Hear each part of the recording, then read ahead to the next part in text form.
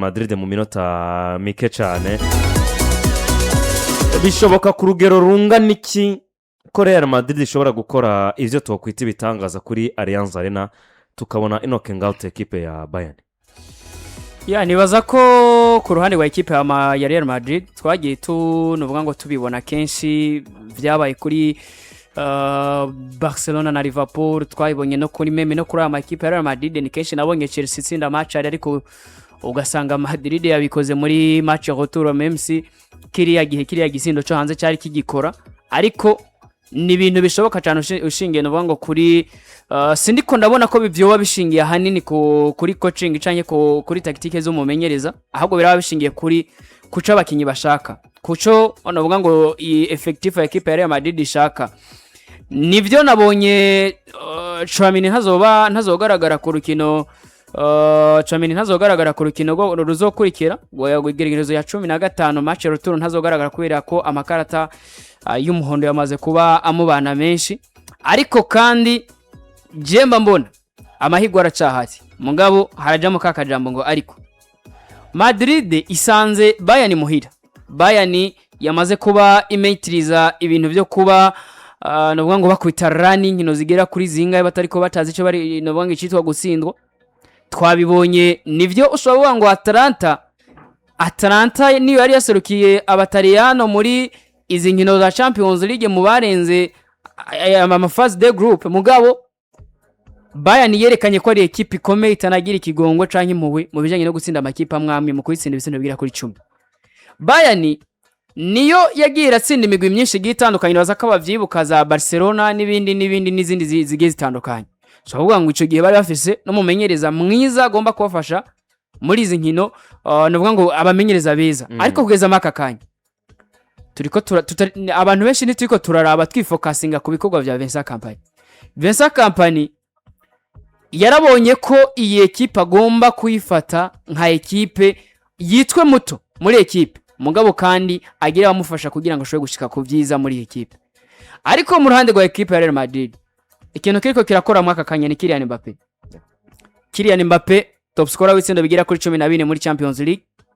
Ariko kandi Kylian Mbappé yavuye muri equipe ya AS Monaco yinjira muri equipe ya PSG afise indoto yo kuvuga ngo my dream nuko nzoba umukinyi akomeye, ariko kandi agomba kuba muri equipe ya Real Madrid.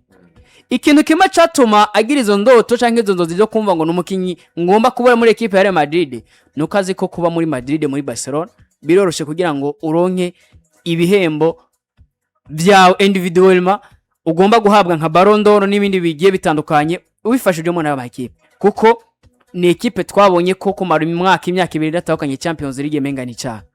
Madrid arayigezemwo kugeza maka kanya ico bariko baramwagiriza canke bamushinja no kumva ngo nta na kimwe uraduha muri equipe ya Real Madrid do special tugomba kuba tubona canke du presenter kuri table. Bivuze ngo rero no kuri Vinicius Junior nabonye ijoro hari gitsindo yahushije batabatangura gutera induru muri Santiago Bernabeu ati we wapi nakiga congene kirazi barazi ko uyu mwaka nta kintu bariko baragaragaza muri La Liga, nta mahirwe menshi bafise ko bagomba gutahukana La Liga. Ico congene barabona ko igikombe bigishoboka ko bafise amahirwe menshi, nubwo na La Liga bafise amahirwe menshi ko babo gitahukana, ariko barazi ko aho bari determine canke bonafasha Robert wa kubahwa nk'umumenyereza canke bakamugira umumenyereza mwiza agomba no kuguma muri izo project za equipe ya Real Madrid ari uko botahukana bafa Champions League. Aho niho hantu honyene bafise ingufu, ariko faiblesse zabo nazo zishazifatwa na za nguvu za equipe ya Bayern bakubwira ngo twatsinze match ariko turumva ko dufise inyota yo gutsinda match retour. Twatsinze Atalanta muhira ariko twongeye tuyitsinda turi muhiri wacu. Bayern rero Madrid novuga ngo inguvu zonye n'ahantu bazifise no kumva ko bafise iyo nyota. Ikindi nuko bagifise ico cize cyo kuvuga ngo ni twebwe equipe dufise ama Champions League 15 tumenyere kuzitwara, nako kantu twagiye tubona kenshi kabafasha ka winning spirit canke kumva ngo bafise mentality yo kuba babaye muri equipe ibereka ngo twatwaye ibikombe 15 bya Champions League, nawe ugomba kongera kwiki kijya nico kintu kigomba kubafasha. Ariko jemba mbona amahigwe ni make cyane kurusha uko nobaha amahigwe yo gutsindira Bayern Munich Allianz Arena. Mboya mbubwo bushobozi burahari muri Madrid bwuko bashobora kuja Allianz Arena bagakora vyo no kwita nk'ibitangaza. Bayern yagutsinze muhira uyisanze hariya ibitsindo birenga bibiri ukayikuramwo n'urugendo rwokorohera Alvaro Arbeloa ku rugero rungana gute?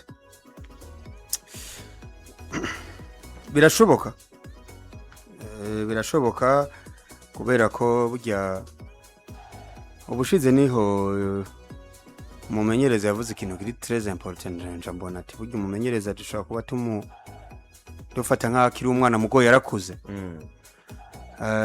Uyu Vincent Kompany yaravuze ngo izi match nk'izi ntabwo zitsindwa n'ibintu birebire. Match nk'izi ça se décide sur les petits détails. N'utuntu dutoya dutuma umwe ayitsinda uwundi akayitsinda period. Kuko ni ikintu kiri très important. Ugiye kuraba match ku mugoroba uko yagenda ukaraba igice ca mbere sibyo directement ari gucira urubanza Real Madrid kugiye kubatizwa, siko byari bimeze ku mugoroba.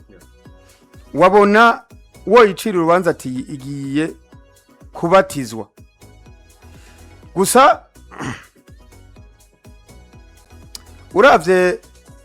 uravye tactique mapala kuko yaravuze ngo ntabwo tactique canke technicité canke individualité ati hari detail gato urasamara mu kiringo runaka ca match baragutsinda canke biraza kukugora. Nanu ubona ko bazindutse Real Madrid bayitsinda igitsindo muri mita mu minota presque ya nyuma bakiva kuruhuka equipe itsinze igitsinda atanso yaje bugisinziriye. Ni nk'umuntu ahengereye ukivyo kugihumaguza akagutikura ingumu. Buriya muntu aba ari umugwanyi mubi cyane waba yavyutse nka sekere abayiteguye kiriya gitsindo ca kabiri. Erega jewe nari nasamaye ndiko ndaraba commentaire kuri Sandis match yaciye kuri Sandis. Ngarutse gato mbona hari Ken araserebura ndavuga ati wareka araserebura ivyo muri ntuze iyi ni publicity. Hako bakuye ko gato yambona igitsinda timaye Karabaye igitsindo ca kabiri kirinjiye. Hari umuntu abakumereye abakwiciye ibiharuro byose bro. Kuko impamvu mvuga ngo yarabiciye ibiharuro laba attitude ya Real Madrid mu gice ca kabiri. Shakurabe statistiquement urabe igice ca mbere n'igice ca kabiri Real Madrid yadominye karma igice ca kabiri. Igice ca mbere bari hasi. Igice ca mbere bari hasi kuburyo ngo wari guca urubanza ukavuga ngo ntibirinjira ariko yashaka kujya 3-4. Ni match rero twagiye kubona mu minota ya nyuma ni Tete uriya muzamu wa equipe ya Bayern Munich. Tubona ko byashoboka ko Real Madrid yo nabigombora ibitsindo match karangira ari 2-2.